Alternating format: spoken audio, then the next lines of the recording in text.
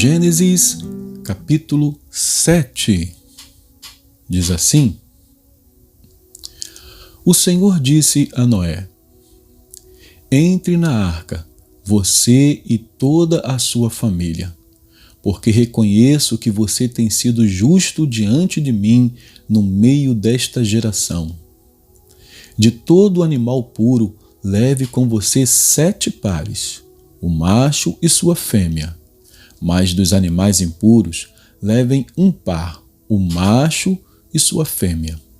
Também das aves dos céus, leve 7 pares, macho e fêmea, para se conservar a semente sobre a face da terra. Porque daqui a 7 dias farei chover sobre a terra durante 40 dias e 40 noites, e farei desaparecer da superfície da terra todos os seres que fiz. E Noé fez tudo como o Senhor lhe havia ordenado.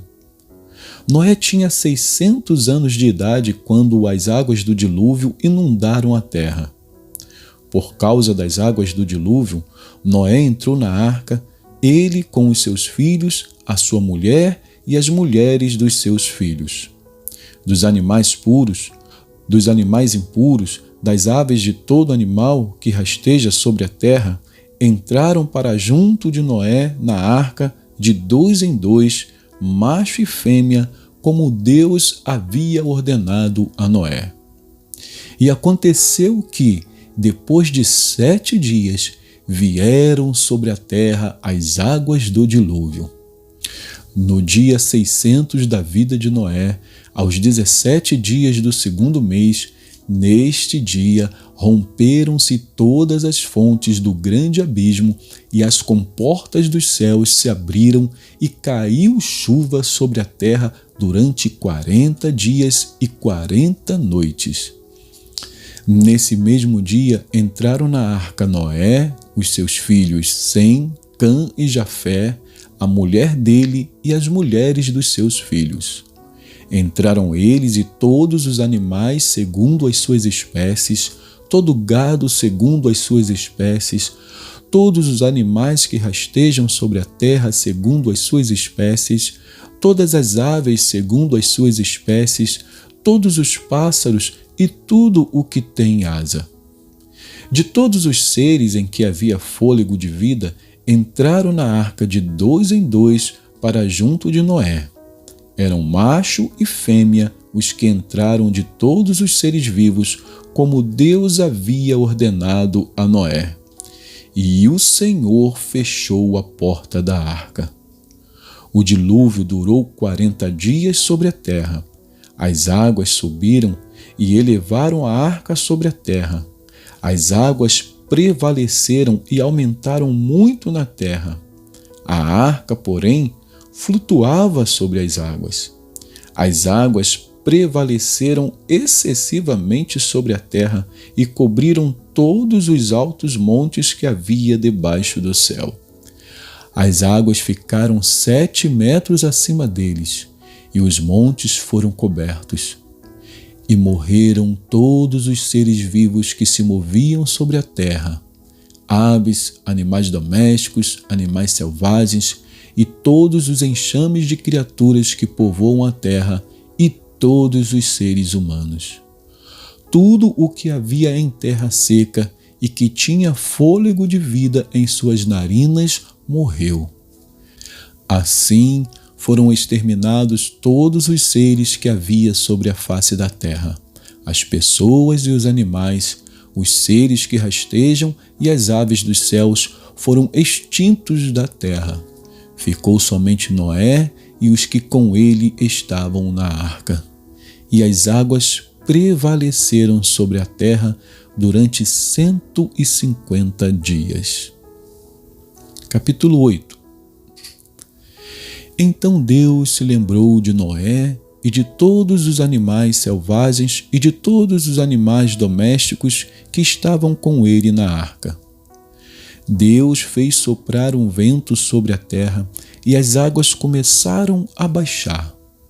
Fecharam-se as fontes do abismo e também as comportas dos céus, e a chuva dos céus se deteve. As águas iam escoando continuamente da face da terra. Ao fim de 150 dias, as águas tinham baixado. No dia 17 do 7º mês, a arca repousou sobre as montanhas de Ararat, e as águas continuaram a baixar até o 10º mês.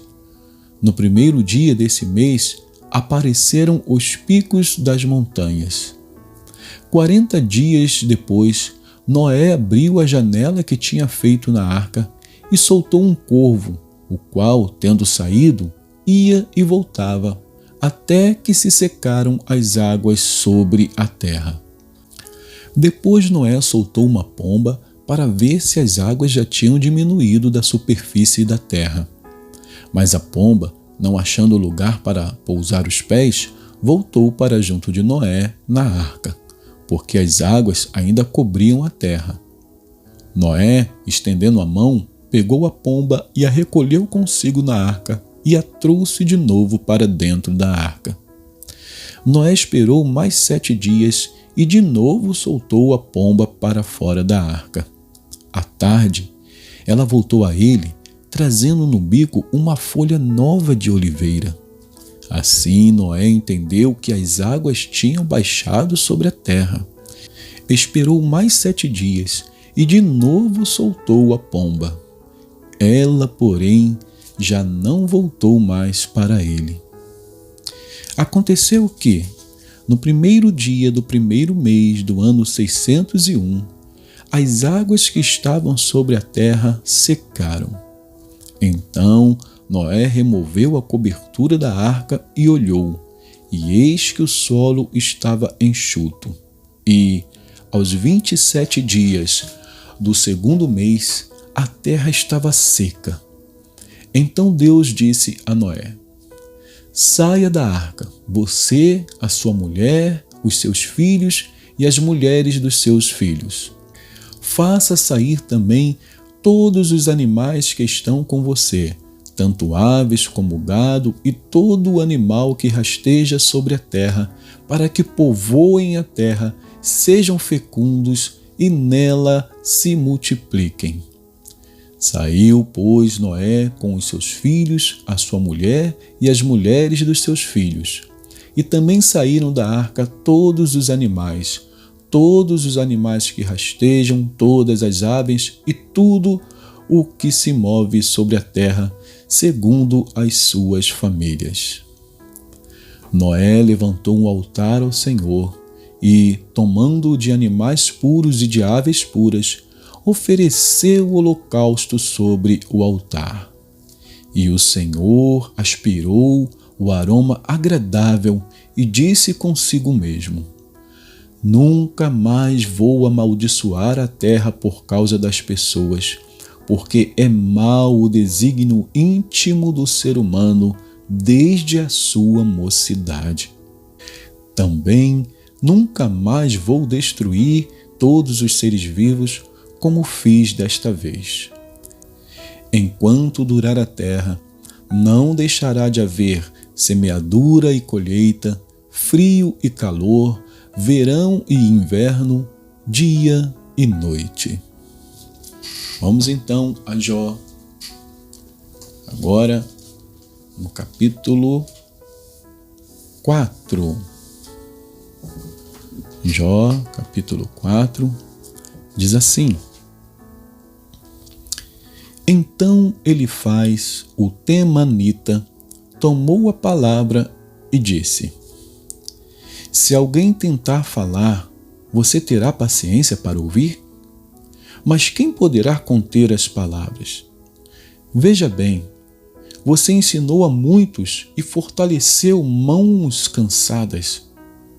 As suas palavras sustentaram os que tropeçavam, e você fortaleceu os joelhos vacilantes. Mas agora, quando chega a sua vez, você perde a paciência. Ao ser atingido, você fica apavorado.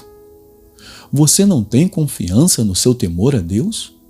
Não tem esperança na integridade dos seus caminhos? Pense bem.